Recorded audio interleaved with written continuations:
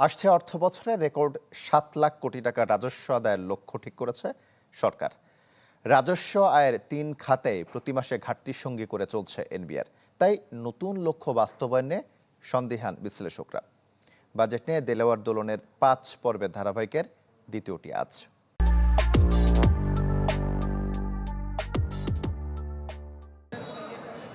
অধরায় রয়ে যাচ্ছে সব খাতের মতো আর্থিক খাতের পুরনো ব্যবস্থা ভেঙে নতুন কাঠামো নির্মাণের উদ্যোগ। রাজস্ব খাতে সংস্কারের অধ্যাদেশ বাস্তবায়ন থেকে সরে আসে সরকার, যার ফলও মিলছে হাতে নাতে। পর্যবেক্ষণ বলছে, রাজনৈতিক অস্থিরতায় অর্থ বছরের বেশিরভাগ সময় মন্দাভাব ব্যবসা বাণিজ্যে। নেই নতুন বিনিয়োগ, যেখানে নতুন সংকট হয়ে দেখা দিয়েছে মধ্যপ্রাচ্য সংকট। দায়ী করা হচ্ছে রাজস্ব খাত সংস্কারের পদক্ষেপ বাস্তবায়ন না হওয়াকেও। আর কর ফাঁকির প্রবণতা ও অনিয়ম দুর্নীতির ঘটনা তো রয়েছে। ফলে নিয়ম করে প্রতি মাসেই যেন রাজস্ব ঘাটতি সঙ্গী হয়ে দাঁড়িয়েছে এনবিআরের।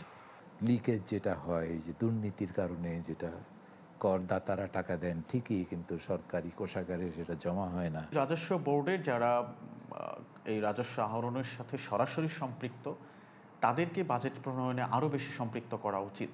এমন সব বাস্তবতার মধ্যেই পরিচালন ব্যয় মেটানো আর উন্নয়ন কর্মকাণ্ড চালিয়ে নিতে অর্থের যোগান ভর করতে হচ্ছে এনবিআরকেই।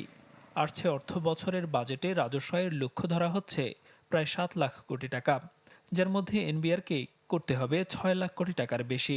রাজস্ব আসবে নন এনবিআর সহ কর বহির্ভূত খাত থেকেও। এই পর্যন্ত যে সংস্কার হয়েছে সেটা এগুচ্ছে না। নতুন সংস্কার কি হবে সেটা আমরা জানি না, কিন্তু লক্ষ্যটা বলা হয়েছে যে এটা অনেক উচ্চ পর্যায়ের একটা অঙ্ক আগামী বছরে আমরা আদায় করার চেষ্টা করব।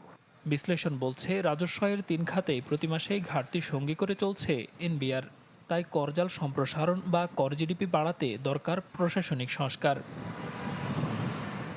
চলতি অর্থ বছরের ৯ মাসে জাতীয় রাজস্ব বোর্ড এনবিআরের শুল্ক কর ঘাটতি ১ লাখ কোটি টাকা, যা বিগত যে কোনো সময়ের মধ্যে সর্বোচ্চ। আসছে বাজেটে যখন সরকারের বাড়ছে খরচের চাপ, তখন বিপুল পরিমাণে এই রাজস্ব ঘাটতি নতুন সরকারের ঘাড়ে ফেলছে নিঃশ্বাস। দেলোয়ার দোলন, চ্যানেল 24, ঢাকা।